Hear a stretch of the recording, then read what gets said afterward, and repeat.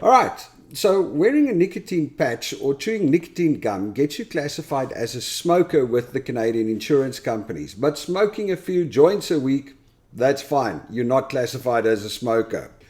Howdy folks, welcome to another beautiful day out here in West Vancouver. So like I just said, I learned at the end of last week that smoking marijuana recreationally does not get you classified out automatically as a smoker as far as Canadian life insurance is concerned. But let's just take a step back and look at what being classified as a smoker means as far as life insurance is concerned. So I mean, it's well documented. The science is in. Smoking is not good for your health in general. Most people die younger when they smoke. You've got more heart issues. You've got more cancer, lung cancer issues. You know, there's higher instances of all of these among smokers. So the science is in. Smoking is not good for you. That means that the life insurance companies has a higher risk when they insure smokers because smokers are not going to live as long, so the risk that they die sooner are higher, which means the life insurance company is going to collect fewer payments before they have to pay out, and that is a higher risk. And for that reason, they have come up with the whole smoker designation in your policy. So when you apply for a life insurance policy, they ask you if you are a smoker and if you have smoked a cigarette. Now, what is qualified as a smoker?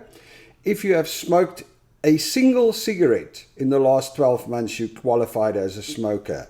If you chewed nicotine gum, if you wore a nicotine patch, if you took a hit of a vape, you smoked a cigar, you took a hit of a cigarillo, anything with nicotine in it, if you consumed or got any nicotine into your body in the last 12 months, then you're a smoker automatically. And when you apply for your life insurance, you have to make a declaration that you haven't done any of that in the previous 12 months. And the life insurance could actually deny your life insurance if they find out that you lied or that your declaration is false, because it is fraud. So in other words, you have to declare whether you're a smoker or not when you apply for life insurance. And if you say you're not a smoker, they have the right to actually do a blood test, or they do a medical on you, and they will test whether you have any nicotine, which is a byproduct or something that goes with nicotine, in your blood. Now, this nicotine can stay in your system for up to a year. So I guess that's kind of where the whole 12-month thing comes from, because they can test for it. And I'll give you my opinion later on why I think they chuck the nicotine gums and everything in there. But in any case, let's just first carry on with this. So you're classified as a smoker if you had any nicotine in the last 12 months.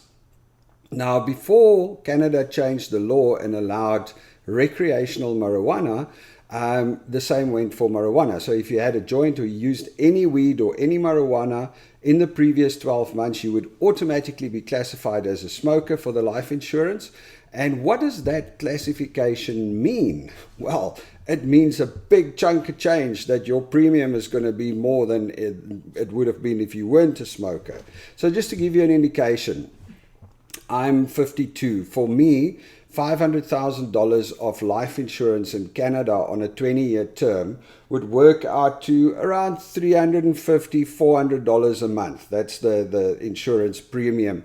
If I was a smoker, if I was not a smoker, it would come in at $120 to $150 a month. So in other words, smokers' rates are 3 times as much as normal rates when you get older. When you're younger, I think it's only about double the price, but as you get older, it gets progressively more. So in other words, your life insurance will cost you 3 times as much if you're classified as a smoker as it would cost you if you are not classified as a smoker.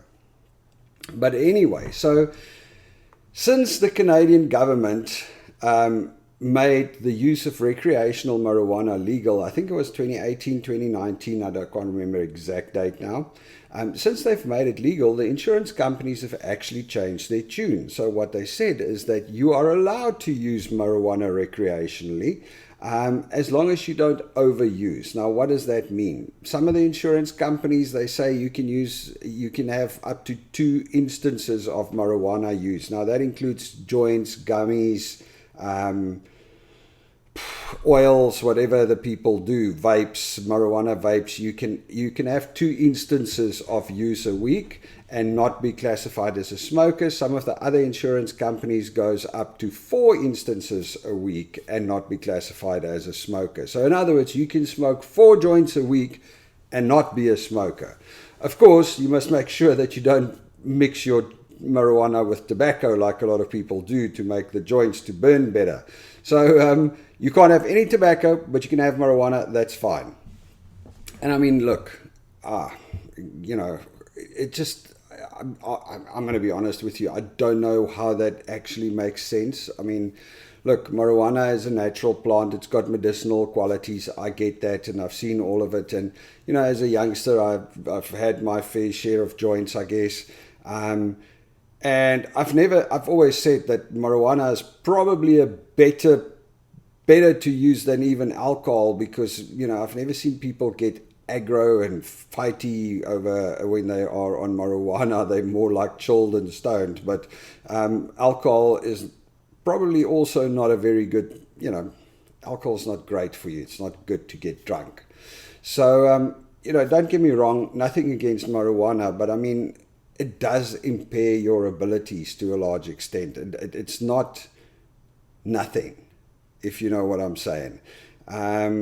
So it is kind of surprising. I find it interesting. But I guess the problem here is that marijuana stays in your blood for, 3 to 7 days, and in extreme cases, I think up to 21 days. If they do some real deep blood tests, they can detect it. So the insurance companies have no way to control or know whether you've lied to them on the insurance policy when they asked you if you used marijuana. Whereas with any cigarettes or smoking, they have that nicotine that they can test for up to a year. Which brings me to the other side of it. Why do they complain about nicotine gums or nicotine patches and things like that? I guess it just makes it easier, because I don't think the nicotine is the poison. It's all the other stuff that's in the cigarette that's the poison. I could be wrong. I'm no scientist around that. So, that's just what I've always heard. It's all the other chemicals. I don't know if it's just the nicotine that's the poison. But anyway, and I think the problem is probably that as, if they test and they go, oh, there's nicotine in your blood, you've smoked, you just go, no, sorry, I chewed a piece of gum, nicotine gum. So that kind of screws with their whole testing system. So that's why they are just like going blanket ban. Anyway, long story short, if you're allowed to smoke marijuana and not have any premium increases on your life policy in Canada.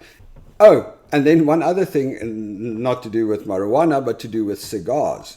So if you have any cigarette or nicotine product, if you had any nicotine product in the last 12 months, you're classified as a smoker.